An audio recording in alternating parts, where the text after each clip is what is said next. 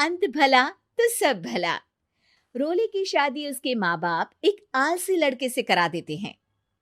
चलो, रोली की शादी हुई और हमने गंगा नहाई। और क्या, बेटियां तो होती ही हैं बोझ। हाँ, पर अब क्या चिंता, उतार तो दिया बोझ तुमने, अब वो लोग समझे। ससुराल में रोली का पति कहता है, देखो, मैं कोई काम नहीं करता, ये बात तुम्हारे मम्मी पापा को बता दी थी मैंने। अब जो किराया आता है दुकान का, उसी से घर का गुजारा करना है। कभी भूल से भी कोशिश ना करना किसी चीज की डिमांड की। क्या मम्मी पापा को पता था कि आप कोई काम नहीं करते? और क्या, बड़ा अच्छे से पता था। उन लोगों को तो तुम बोझ लगती थी, बोल रहे थे कि बस शादी कर लो और कोई मतलब नहीं है। रोली को यह सुनकर बहुत गुस्सा आता है, लेकिन करती भी तो क्या, क्योंकि वो जानती थी कि उसके माता पिता ऐसे ही हैं।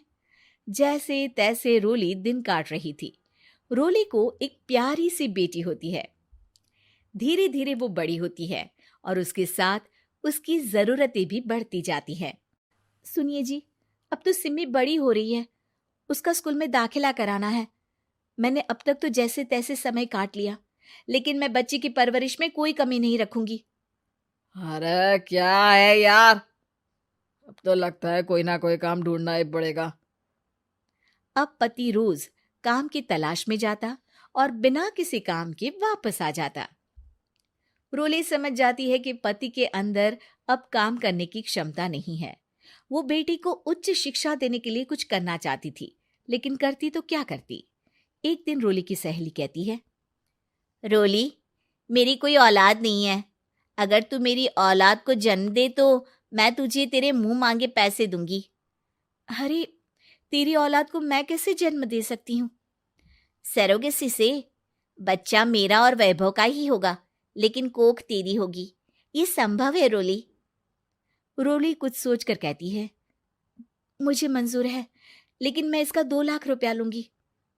अरे कोई बात नहीं, मुझे मंजूर है। रोली खुश हो जाती है कि एक बच्चा पैदा करने का उसे 2 लाख रुपया मिलेगा। वो घर आकर पति को बताती है, वो भी खुश हो जाता है।